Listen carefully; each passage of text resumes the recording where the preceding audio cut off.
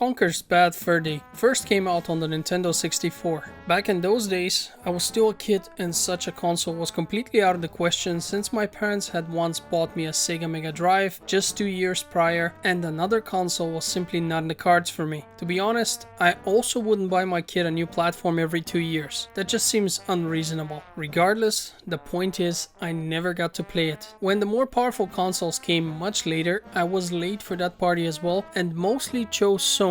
So Conker's Bad Fur Day and the remake on the original Xbox were never made available to me. Recently, I just saw a meme with a joke from the game and my first reaction was, did someone change the audio or is this really the way the game was? I found it hard to believe that such an outrageous game would exist on a Nintendo console. After some research, sure enough, it was really Conker. A game that looks like it's made for children, but is actually full with vulgar humor and pop culture references. Well, to be fair, the game came out in 2001, so those references may fly over younger players' heads, but as someone in their 30s, I definitely remember that year well enough to appreciate them. Since I don't own a Nintendo 64, I chose to emulate the game. Luckily, there's an emulator called Project 64 which delivers superb results and is easy to use. But then I realized that Conker was remade for the original Xbox and not only looks better, but also has various gameplay improvements. I mean, look at this footage from the N64 and then I will show you the same scene from the remake. It's night and day. The only downside to this is that the Xbox version was censored a bit. While I don't appreciate having some curse words beeped out,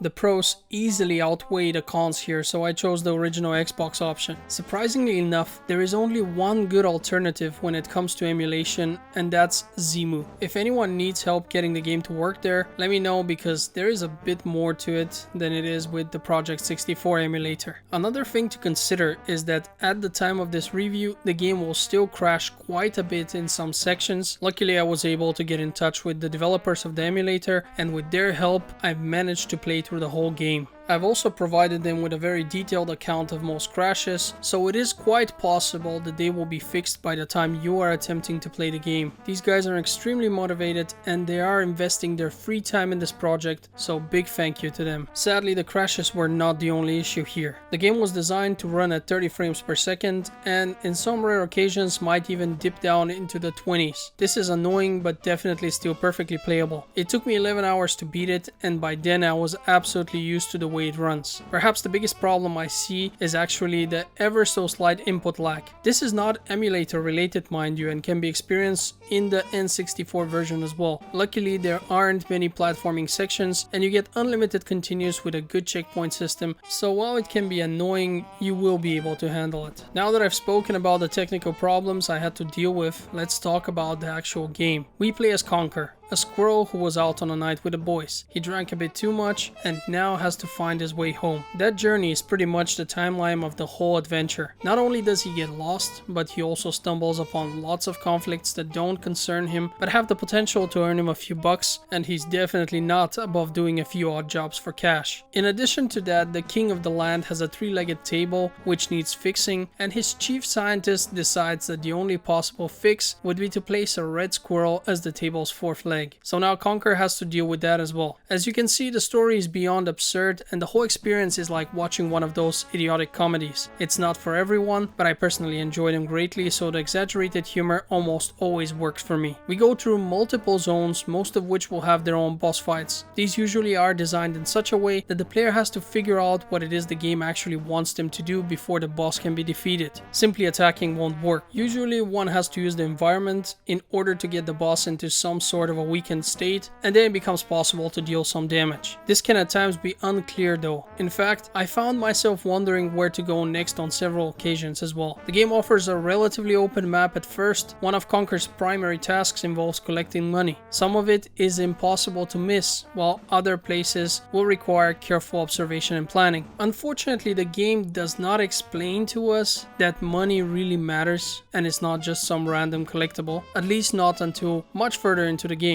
Because of this, I initially did not try my hardest to get some of the cash stacks simply because some of them look like they might be too hard to get. Luckily there aren't that many of them, and they do make a very distinct sound from pretty far away, indicating that there is money around you and you should look for it. You still might end up having to go back a bit if you've missed some, but since the zones aren't that big, and as I've said, the number of cash stacks isn't large either, it shouldn't be too bad. The game likes to change things up and will switch its gameplay model as well. At first, it's mostly light platforming, while later you find yourself riding a dinosaur and eating cavemen who don't know their place, and soon after that you are surfboarding on a lava river. And speaking of that, it took me over an hour to pass that section because of how hard it is. This is one of the game's biggest problems, the difficulty spikes. At times it feels easy and barely challenging, and then the next moment it can get really difficult. It doesn't help that the game does not explain everything well. For example, your most basic enemies need to be hit multiple times until they can die. I only figured out by chance that if you press the attack with a specific pattern, namely press and then press,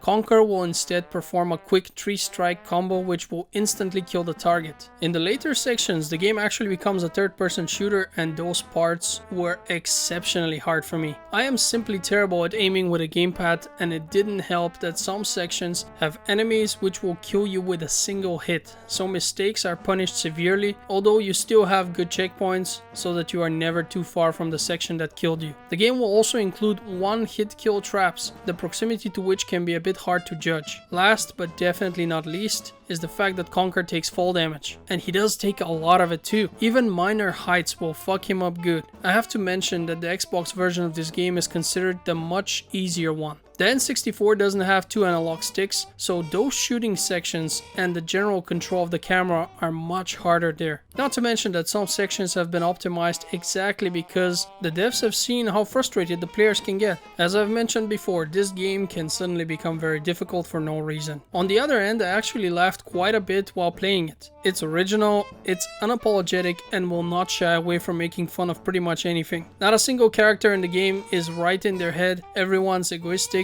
and looking out for number one above all else. It's a shit show in more ways than one.